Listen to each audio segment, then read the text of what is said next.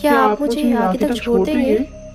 आप इतनी रात को यहाँ शमशान में क्या कर रही हैं? वो मैं यहाँ पर किसी का इंतजार कर रही थी।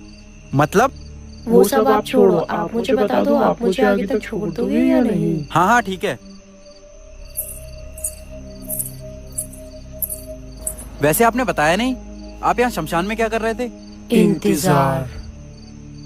मगर किसका? मेरे पति का। अपने पति का? आपके पति मर गए हैं क्या? नहीं, मरी तो मैं हूँ। तुम मर गई हो? मजाक करने को मैं ही मिला था क्या, और कोई नहीं मिला? अच्छा तुम भूत हो ना? हाँ। अच्छा तो एक काम करो, गायब होके दिखाओ। किसने कहा कि भूत गायब होते हैं? होते हैं मैम, होते हैं। मंगल भावनया मंगल